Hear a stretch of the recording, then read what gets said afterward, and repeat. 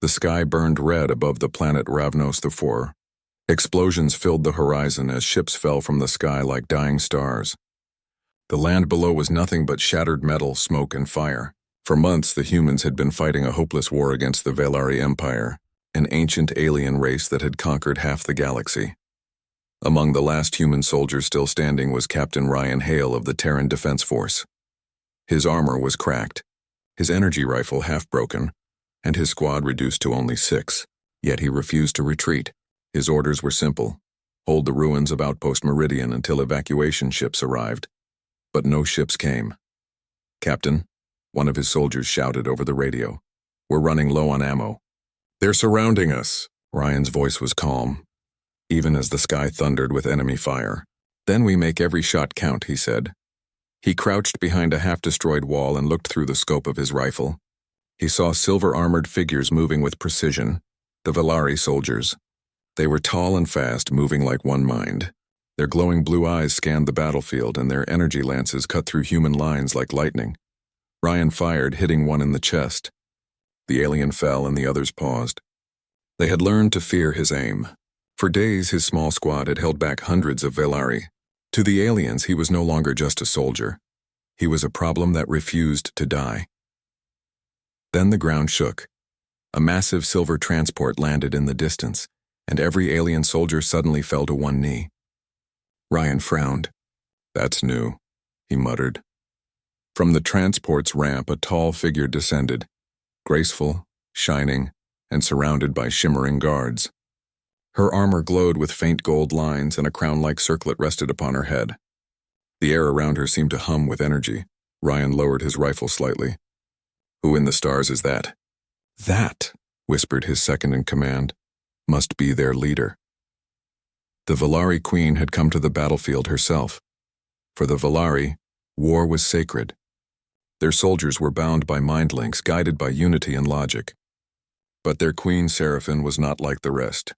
She had led her people for decades, her mind sharper than any weapon. Yet today, as she stood on the war-torn ground of Ravnos IV, she felt something new: uncertainty. The human resistance had been stronger than expected. They were small, fragile, and emotional creatures, but their will to fight defied reason. Their cities burned, their fleets shattered, and still they did not surrender. She walked across the cracked earth, her silver cape flowing behind her. Around her, her soldiers stood in perfect formation, their armor reflecting the fires of battle. "Report," she said in a calm, melodic voice. One of her generals bowed. "My queen, the last human outpost remains. Their leader refuses to yield. We believe he commands the defense personally." Seraphin's glowing eyes turned toward the distant ruins. Her psychic senses stretched outward, brushing against hundreds of human minds filled with fear and pain, and one that stood like stone among them. Strong, focused, unafraid. "Show me this leader," she said quietly. Back at the outpost, Ryan and his team were nearly out of ammunition. The air smelled of smoke and ozone. The sound of energy blasts grew louder every minute. "Captain, we can't hold much longer," one of his soldiers cried. Ryan nodded. "I know." He took a deep breath. "But if we fall, we make it count." He peeked over the rubble, and froze. Through the haze and smoke, he saw her. The Queen. Even at a distance, her presence was undeniable. She didn't need banners or guards to show her power. It radiated from her like light from a star. Her soldiers didn't speak. They didn't have to. She was their will made flesh. Ryan adjusted his rifle, aiming at her, but something stopped him. For a brief moment, her eyes turned directly toward him. Blue met brown. In that instant, the battlefield seemed to go silent. Seraphin saw him clearly. A wounded human. His armor cracked, his hands steady, his gaze defiant. There was no fear in his expression, only determination. He looked at her not as a goddess or enemy, but as an equal. Her generals waited for an order to fire. But she did not give it. Instead, she spoke 3 simple words.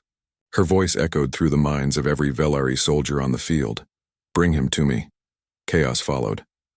Ryan's team was shocked as the aliens surged forward, not to kill, but to capture. Energy nets fell and plasma bolts lit the air. Ryan fought back, refusing to be taken easily. He moved fast, his rifle flashing, his blade slicing through the smoke. One by one, his soldiers fell back, covering him. He shouted for them to retreat, but they refused to leave their captain.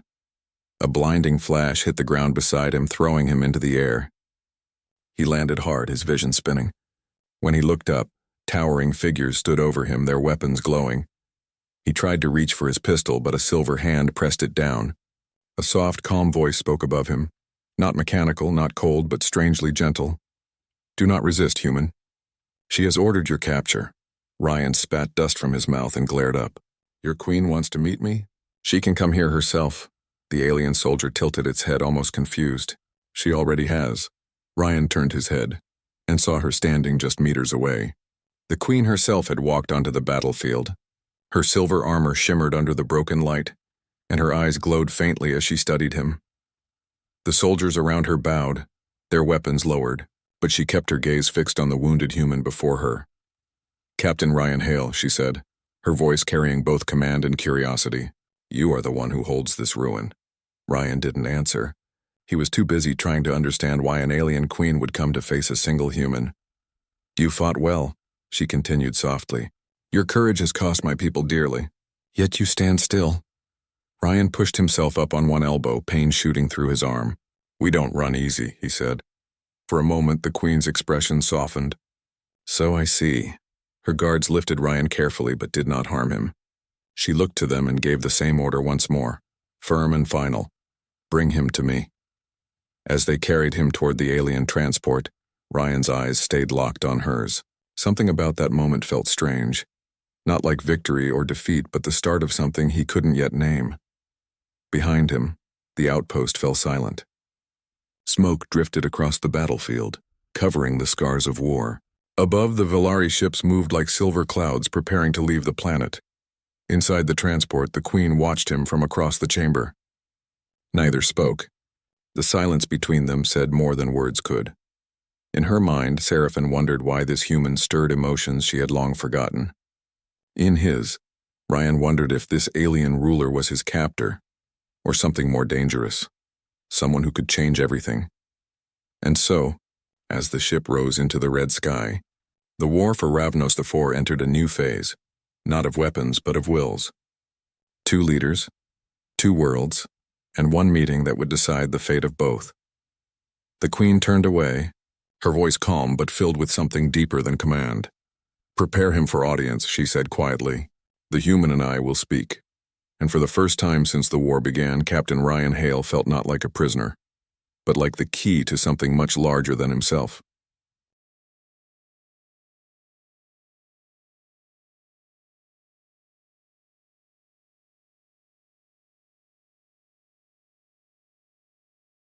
Captain Ryan Hale woke to silence.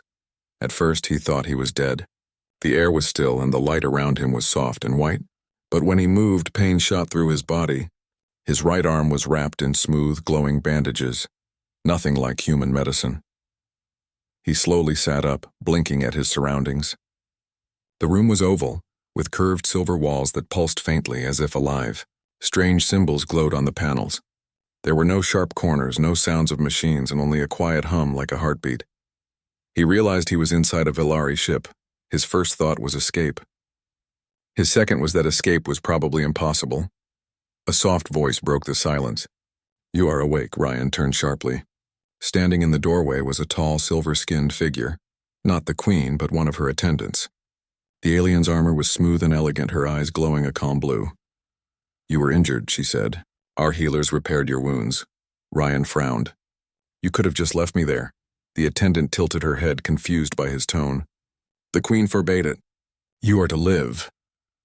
That answer raised more questions than it solved. "Where is she?" he asked. The attendant stepped aside. "She waits." The door opened to a long, curved corridor filled with soft light. 2 Villari guards flanked him as he walked. Their movements were perfectly synchronized, silent, graceful, disciplined. Ryan noticed how everything about the ship felt alive, almost organic. The walls seemed to breathe. The air carried a faint metallic scent mixed with something sweet, like ozone. They entered a large chamber at the center of the ship. There, surrounded by golden light and high pillars, stood Queen Seraphine. She was taller than he remembered, her presence commanding, her armor polished like liquid silver. The crown on her head shimmered faintly, glowing in rhythm with her heartbeat. When she turned, her eyes met his again. For the second time, the world seemed to pause. "Captain Ryan Hale," she said softly. "You are well?" He didn't answer immediately. His instincts told him to stay cautious. "I've been better," he said. Being captured by an alien empire wasn't on my to-do list. To his surprise, her lips curved slightly in almost a smile. "You speak boldly. Most beings tremble before me." "I'm not most beings," Ryan replied. Her eyes glowed brighter, as if studying his mind. "No," she said after a pause. "You are not." The Queen waved her hand, and a chair, more like a floating seat, informed behind him. "Sit," she said. "We will speak." Ryan hesitated, then sat. The seat adjusted itself to his shape, which made him flinch. She noticed and tilted her head slightly amused. "Your people fight with great spirit," she began. "Even when outnumbered, even when defeat is certain." Ryan nodded. "We don't like giving up. That's kind of our thing." "Why?" she asked simply. He blinked. "Why what? Why fight a battle you cannot win?" Ryan took a moment to think. "Because sometimes it's not about winning. It's about what you're fighting for." Her eyes softened slightly. "And what were you fighting for, human?" "For my people," he said quietly. "For those who couldn't fight. For home." There was silence. The Queen's gaze lowered for the briefest moment, and Ryan thought he saw something. Not pity, but understanding. "You speak of loyalty," she said. "Such emotion is dangerous. Among my kind, it can cloud judgment," he shrugged. "Maybe. But it's what makes us human." Her head tilted, studying him like a puzzle she couldn't solve. "Your kind are strange. Small bodies, limited lifespans, and yet your will burns brighter than most suns." Ryan smirked. "You noticed." The Queen gave a faint sound that might have been a laugh. Quiet, graceful, and gone almost as soon as it began. As their conversation continued, the air between them slowly changed. Seraphin asked about Earth, and Ryan told her about blue oceans, green forests, and the smell of rain. She listened silently, her glowing eyes reflecting wonder. The Velari lived on cold, metallic worlds, beautiful but lifeless. When Ryan spoke about families, she looked away. "Our kind are born from the core," she said. "Created by the energy of the hive, we have no mothers or fathers, and that sounds lonely," Ryan said. She looked at him sharply. "Lonely?" "Yeah," he said softly. "Being alive but having no one who truly knows you." For the first time, the Queen did not answer. Hours passed. Ryan was given food, a strange glowing substance that somehow tasted like bread and fruit. When he asked what it was, Seraphin said, "Synth nourishment. We shape flavor through thought." He joked, "So your people think their food into existence?" "That's cheating." Her eyes sparkled faintly. "Efficiency, not cheating." Despite the situation, Ryan found himself almost comfortable. The Queen spoke with precision and calm, yet there was curiosity in every word. She wasn't just interrogating him, she was learning. He began to realize something. She was not the cold ruler he had imagined. She was intelligent, yes, but also isolated, burdened by leadership and tradition. When the guards left them alone for a moment, she turned toward the great window that overlooked the planet below. "Tell me, Captain," she said quietly, "do your people hate us?" Ryan looked at the burning world beneath them. "After what happened down there? Yeah, some probably do." "And you?" she asked. He thought about it. "I don't know. Maybe I used to. But now, I think we're just both trying to survive." Her shoulders lowered slightly, as if his answer eased a weight she didn't know she carried. "You see beyond hate," she said softly. "Perhaps that is why the stars brought you to me." Ryan chuckled lightly. "Or maybe I'm just too stubborn to die." Her lips curved again, that faint, almost human smile. "Perhaps both." Later, when Ryan was escorted back to his room, the Queen remained alone in the chamber. She stood before the window, looking down at Ravnos Thor. Her generals had warned her not to approach humans directly. They called humans primitive and emotional. Yet that same emotion now echoed in her own heart, something she had not felt in centuries. "Emotions cloud judgment," she whispered to herself. But then she remembered Ryan's words. "It's what makes us human." A strange warmth spread through her chest. Confusing, but not unpleasant. Her second-in-command entered and bowed deeply. "My queen, the council grows restless. They question your interest in the prisoner." Seraphin's voice remained calm. "Let them question. I will decide when to end this war." The general hesitated. "If I may speak freely, humans are dangerous. Their defiance spreads like infection. You risk too much." Her gaze turned sharp. "Do not mistake curiosity for weakness, Commander." "Yes, my queen." The general bowed again and left, though unease flickered in his eyes. When the doors closed, Seraphin stood in silence. Dangerous? Yes. The human was dangerous. Not because of his weapons or strength, but because he made her feel. That night, Ryan couldn't sleep. The hum of the alien ship filled the air. He kept thinking about the Queen, her calm voice, her questions, her strange half-smiles. He didn't understand why she hadn't killed him. Maybe she needed information. Or maybe she wanted to understand humans. He remembered the way she looked at the planet below, not with pride, but sorrow. There was more to her than the stories told by human soldiers. Somewhere deep inside, Ryan felt that his capture wasn't the end of his fight. It was the beginning of something far greater, something that could change both their worlds. He didn't know if he could trust her, but one thing was certain: she wasn't like any enemy he had ever faced. As he closed his eyes, he whispered to himself, "What are you really after, Queen?" And in her chamber, far above him, Seraphin stood awake, watching the stars. The morning light of Ravnos 4 filtered through the atmosphere, casting a pale blue glow across the Valari flagship. From her throne chamber, Queen Seraphin stood before a wide crystal window, watching the wounded planet below. Fires still burned across the surface where cities once stood. The war was almost over, and yet for the first time, victory did not feel like triumph. Behind her, the Royal Council gathered in a semicircle. Their silver armor gleamed in the soft light, and their glowing eyes flickered with disapproval. "The human prisoner must be executed," said General Kylthar, her oldest advisor. "Keeping him alive dishonors our dead. His kind are chaos, unpredictable, emotional, destructive." Seraphin did not turn. "He has shown courage, not chaos," she replied calmly. "Courage?" The general repeated, his voice sharp. "He defied us even in defeat. He should have begged for mercy." The Queen turned then, her gaze cutting through the chamber like a blade. "And that is what makes him different. He fights for his people even when there is no hope. You call it weakness. I call it strength." The council exchanged uneasy looks. No one dared argue further, but the air grew tense. When the meeting ended, Seraphin remained alone. She closed her eyes, her mind linking to the mind crystal beside her throne. It pulsed faintly, connecting her to the thoughts of her empire. Thousands of voices whispering, questioning, doubting.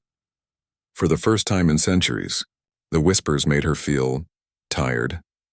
Meanwhile, in a quiet chamber below the throne hall, Captain Ryan Hale was studying his surroundings. He had been given food, water, and a small cot. No chains bound him, though guards watched his door. He didn't understand why he was still alive. Every other human prisoner had been executed or used for information. Why was he different? As he stared at the glowing walls, the door opened and the Queen herself entered. Ryan stood immediately. "You again?" he said carefully. "I was starting to think you'd forgotten about me." Seraphin walked closer, her armor faintly humming. "I do not forget what interests me, Captain." He folded his arms. "So I interest you now?" Her expression was unreadable. "You confuse me," she said simply. "You lost everything. Yet you still stand with pride. You do not beg, you do not fear. Why?" Ryan gave a small shrug. "Because fear doesn't fix anything. You either fight or you fall." Her gaze softened. "You speak as though you have lost much." "I have," he said quietly. "But that's part of being human. We lose, we hurt, and we keep going." She looked at him for a long time, as if memorizing his words. "Keep going," she repeated softly. "Even when broken?" "Yes." She turned away then, her voice almost a whisper. Strange creatures, humans. Days passed, and Seraphin found herself visiting him more often. At first, she told herself it was for understanding, to study a human mind and learn what drove them. But soon her visits became something else. They spoke about their worlds. Ryan described Earth's oceans and mountains, its music and laughter. Seraphine listened in silence, imagining a world so alive, so full of imperfection and color. In return, she told him about Velara, her homeworld, a place of endless silver skies and cities that shone like stars. Beautiful, yes, but cold. Perfect, but lifeless. Your people sound tired, Ryan said one day. Her eyes narrowed slightly. Tired? Yeah, he said softly. Like they've forgotten how to feel alive. She didn't answer. But that night when she returned to her chambers, she couldn't sleep. His words echoed in her mind, unsettling and true. The next day, chaos struck the palace. General Kael'thar entered with fury in his steps. My queen, he said sharply, the council demands immediate action. The human must be executed or you risk rebellion. Seraphine faced him calmly. I will decide his fate. With respect, your majesty, the general growled. You risk everything for a single enemy soldier. The people whisper that you are weakened by him, that you have lost your clarity. Her voice grew cold. Watch your words, General, but he pressed on. He poisons you with emotion. We are Velari. We do not feel, we rule. If you cannot see that, then perhaps it is time. Lightning flashed. In an instant, Seraphine's power surged through the air, and the general fell to his knees. Her eyes glowed like burning suns. You forget your place, she said, her voice trembling with restrained fury. Leave me, before I forget mercy. He rose shakily and left, but his glare promised rebellion. When the queen returned to her chamber, she found Ryan waiting. The guards had informed him that she wanted to speak, but she seemed distracted, her expression distant. You look like you've seen a ghost, he said quietly. I have seen something worse, she murmured. Doubt, he frowned. From your people? From myself. Ryan hesitated. You're their queen, they should trust you. Her eyes flickered. A ruler who doubts cannot be trusted. My people obey logic. They do not understand compassion. Maybe they should, Ryan said. Compassion isn't weakness. It's what keeps us from becoming monsters. Her gaze snapped to him, sharp at first, then thoughtful. And yet your species wages endless wars. Yeah, Ryan admitted. But we also rebuild, forgive, and try again. We're not perfect, but we try. Something in his words struck deep within her. Try, she whispered, tasting the unfamiliar word. You speak of failure as if it is a path, not an end. He smiled faintly. Because it is. That night, Seraphine stood before the ancient vision chamber, a sacred room used only by the queens of Velara. She placed her hands on the glowing crystal sphere, and her mind filled with light. Visions swirled. Stars burning, planets crumbling, empires falling. In every future she saw war consumed everything, but in one vision there was peace, fragile, new, and bright. And at the heart of that vision stood a human and a queen. Seraphine gasped and pulled back. Her pulse raced. The crystal flickered, almost as if reacting to her fear. Could it be true? Could peace truly come from a human? When she turned, she found one of her attendants kneeling. My queen, the attendant whispered. The council grows restless. They plan to remove you if you refuse to destroy the human. Seraphine's voice was steady, but her heart pounded. Let them try. The next morning, the tension on the ship was heavy. Soldiers moved quietly, their minds filled with rumor. Some said the queen had lost her reason. Others said she had fallen under human influence. Ryan noticed the change too. The guards outside his room whispered more than usual. Something was coming. When Seraphine entered his chamber that day, he could tell she was hiding worry. What happened? He asked. She looked at him, her face calm but her eyes distant. My people prepare to move against me. They call me weak for keeping you alive, he shook his head. Then let me go. If I'm the problem, end it here. Her voice rose slightly. No, Ryan blinked. No? I will not let them kill you, she said firmly. Not after what I have learned from you. Queen, enough, she said, stepping closer. Her eyes burned with fierce light. You spoke of choice, of standing when all seems lost. That is what I will do. Ryan looked at her and saw not an alien ruler but a leader fighting her own kind for what she believed was right. He nodded slowly. Then I guess we fight together. Her lips curved faintly. Together, she repeated, almost as if testing the word. Outside the chamber, the sound of alarms began to echo through the halls. Soldiers loyal to the council were moving. The queen's guards stood ready, but they were few. As the ship trembled with approaching conflict, Seraphin turned toward Ryan. "There is no turning back now." He met her gaze, calm and steady. There never was, and for the first time in Velari history, a human and a queen stood side by side, united not by race or blood, but by a shared belief that even in the darkest times, hope could fight back. The war for survival was no longer between species. It was between fear and courage, and both of them knew which side they stood on.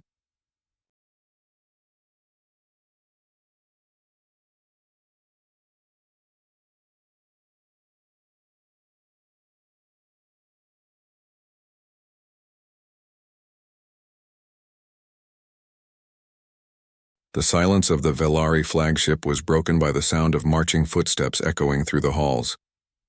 The Queen's Council had made their move. Loyal soldiers, loyal no more, advanced toward her private chambers, their weapons ready. Queen Seraphin stood in the center of her throne room, calm but alert. She knew the moment had come, a moment that would test not only her strength but her very authority. "Captain Ryan Hale," she said quietly, turning toward him. "I fear the time for words has ended. You must help me survive this night." Ryan's eyes widened. "You mean fight?" "Yes," she said, her voice steady. "And not just fight. Lead with me. Together we have a chance to stop them and save many lives." Ryan rose slowly, examining the room. The walls were lined with crystal panels that reflected every movement. "Well, I didn't sign up to overthrow a queen, but I guess today is different," he said with a faint grin. Seraphin gave a small, approving nod. "Different indeed. Are you ready?" "I don't have a choice," Ryan said, flexing his hands around the hilt of his blade. Outside the chamber, the first wave of soldiers approached. They were trained, disciplined, and armed with energy weapons capable of piercing the thickest armor. Yet when they saw the Queen standing firm, a flicker of hesitation passed over some of their faces. Ryan glanced at her. "They're strong but not invincible," he said. "We just need the right timing." The Queen's eyes glowed faintly, her energy field shimmering as she prepared her defensive techniques. "Then we begin," she said. The doors burst open. Soldiers charged, shouting commands in the melodic Velari tongue. Ryan moved first, intercepting one attacker with a precise strike of his energy blade. Sparks flew as it met alien armor. "Captain, behind you!" a voice shouted. Ryan spun, deflecting a second attacker with a kick that sent the alien sprawling. The Queen raised her hands. A wave of psychic energy erupted, sending several soldiers crashing into the walls. The air shimmered as her power flowed outward, guided by her focus. Ryan ducked under a blast of energy, rolling to his feet. "You weren't kidding about power," he shouted. Seraphin's lips curved faintly. "I warned you, human." Together they moved through the hallways like a storm. Ryan's agility and combat skill complemented the Queen's psychic strength. Where he struck with precision, she defended with force. Where she pushed enemies away with energy, he followed, cutting through the ranks. By the time they reached the main corridors, more soldiers had joined the fight. Some tried to flank them, others advanced directly, but the humans' unpredictability combined with the Queen's controlled power created a force the Council had not anticipated. "They underestimated us," Ryan muttered, swinging his blade to disarm an attacker.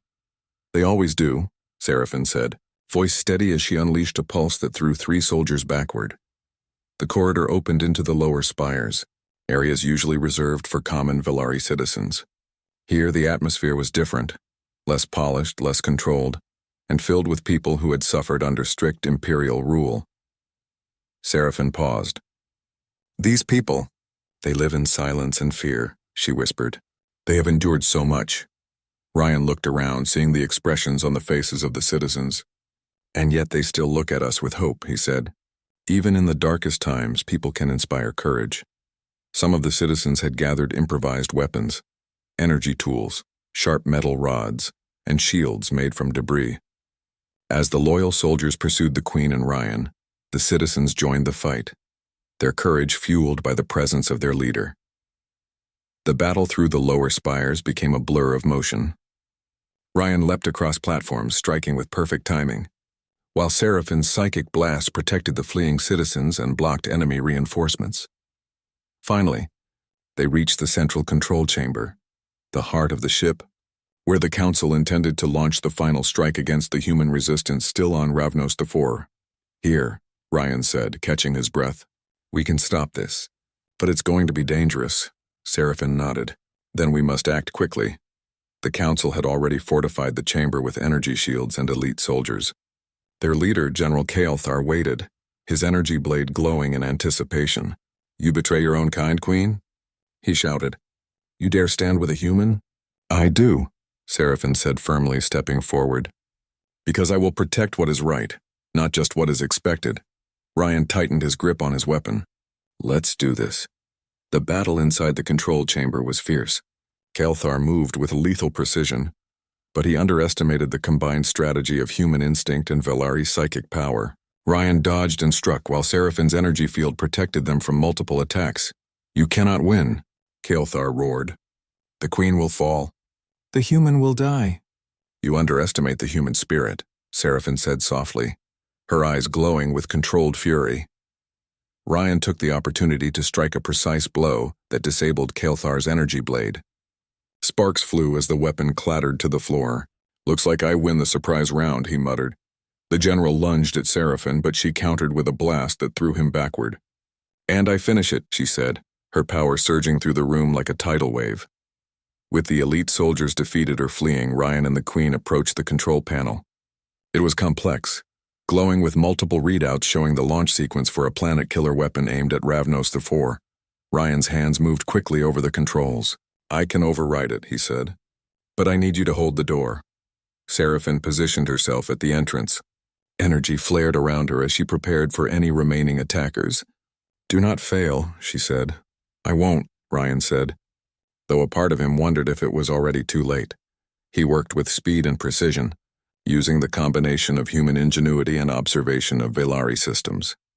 Within moments, the weapon's activation sequence slowed. Alarms blared across the ship. Kael'thar, badly wounded but not defeated, tried one final assault. Ryan blocked him with a shield while Seraphin used her psychic energy to throw the general into a secure containment area. The final moments were tense.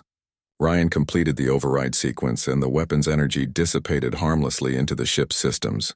The citizens and soldiers watching cheered quietly, their fear replaced by relief. Ryan fell to the floor, exhausted and bleeding from a cut across his shoulder. Seraphin hurried to him, her hands glowing with healing energy. Hold still, she said. Within moments, the wound closed, leaving only a faint mark. You really saved my life, Ryan said, surprised by her skill. You saved more than your life, she replied. You saved countless others, human and Velari alike. He smiled faintly. Guess we make a good team, huh? Her eyes softened. Perhaps we do. As the chaos settled, Seraphin addressed the lower spire citizens and the surviving soldiers. Today, she said, her voice echoing across the chamber, we choose a new path. One of cooperation, understanding, and hope. We will no longer follow the council blindly. Ryan watched as her people began to process her words. Some were hesitant, some afraid, but a spark of hope ignited in their eyes. He realized then that this queen, this alien leader, was changing not because of victory, but because of understanding and courage. Humans aren't perfect, he said. The dawn of Ravnos IV broke slowly, painting the shattered landscape in pale orange and gold. Fires still smoldered in distant ruins, but for the first time in months a quiet sense of hope floated across the air. The war was not yet over, but the tide had changed. Inside the Velari flagship, Queen Seraphin and Captain Ryan Hale stood together, overlooking the planet from the observation deck. The humans who had survived the outpost evacuation were now safely aboard, and many Velari citizens, inspired by the Queen's rebellion against the Council, were beginning to accept the possibility of a new order. Ryan's shoulder still throbbed from the battle, and his armor bore scratches from countless blows. Yet he stood tall, gripping the railing as he watched the rising suns. You know, he said softly, I never thought I'd see a day like this. Seraphin turned toward him, her glowing eyes reflecting the sunrise. Neither did I, and yet, here we are, he smiled faintly. I guess that's what humans do. We survive even when all hope is gone. And sometimes, she said, we teach others to survive too. The day passed quietly at first. Seraphin convened her remaining loyal council members and addressed the surviving Velari citizens.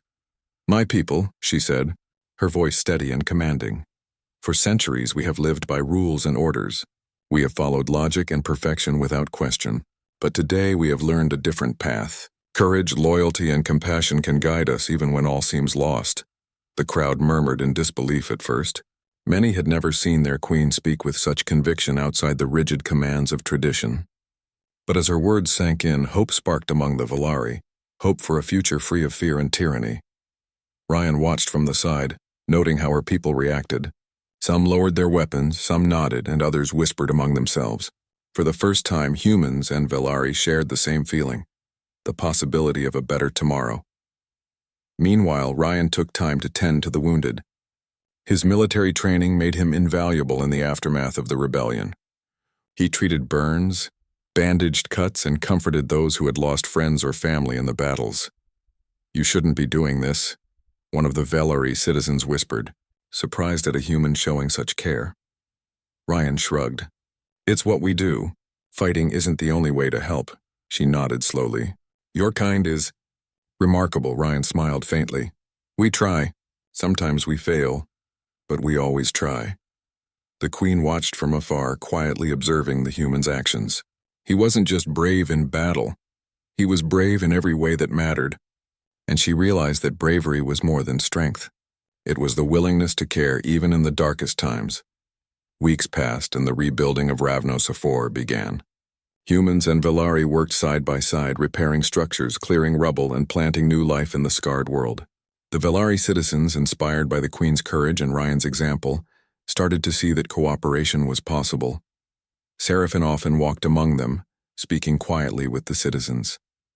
She discovered joys she had never experienced before: the laughter of children, the gratitude of those helped, and even the simple act of sharing a meal. Ryan noticed her change. "You seem happier," he said one evening as they worked together to rebuild a collapsed bridge. Seraphin paused, looking at him with a faint smile. "I have learned that life is not about perfection. It is about choices. And today I choose to live differently, for my people and for the future." Ryan nodded. "Then I guess we're not so different, you and I. We both fight for what matters, no matter the cost." As the weeks turned into months, a new government began to take shape. Seraphin established a council that included humans, loyal Velari, and citizens who had once been silenced under the old rule. They worked together to rebuild, creating laws that valued both logic and compassion. The Velari military was reorganized. Soldiers who had followed the Queen's rebellion were now leaders, trained to protect rather than dominate. Ryan was given the honor of serving as an advisor, sharing human strategies and tactics that combined skill, courage, and creative thinking. Even those who had once resisted the Queen began to see the benefits of her decisions. The galaxy was no longer ruled by fear, but by collaboration. One evening, as the sun set over the repaired city, Seraphin and Ryan walked together on a terrace. The air smelled of fresh soil, newly planted trees, and the faint tang of ocean water that Ryan had worked to recreate in small habitats for human settlers. "You've done more than I ever imagined," Ryan said softly. "I could not have done it alone," she replied. "You have shown me the strength of the human spirit, Captain. Your courage, your perseverance. It has changed not only my world, but my heart as well." Ryan looked at her, noticing the faint glow of her eyes in the dim light. "Funny," he said, "I thought it was the other way around. You changed me too. You taught me that even the most powerful can choose kindness over fear." Seraphin nodded. "Perhaps the universe needs both. Strength and compassion, courage and wisdom, human and Velari. Together we are stronger than alone." In the months that followed, peace began to flourish. Trade between humans and Velari resumed, slowly at first, then with greater confidence. Schools and training centers were built, teaching young Velari and humans the value of teamwork, critical thinking, and empathy. Ryan often taught classes on strategy, explaining not just tactics but lessons learned from resilience, patience, and understanding. He encouraged students to think beyond fear and anger, to use their intelligence and heart together. The citizens began telling stories of the day the human and the Queen fought together. Children listened wide-eyed as elders recounted how courage, determination, and compassion could overcome even the strongest army. And everywhere he went, Ryan noticed that the Queen's presence inspired people, She walked among them not as a ruler demanding obedience, but as a guide offering hope. One morning, Ryan received a message from Earth. His people had heard of his survival and the changes on Ravnos IV.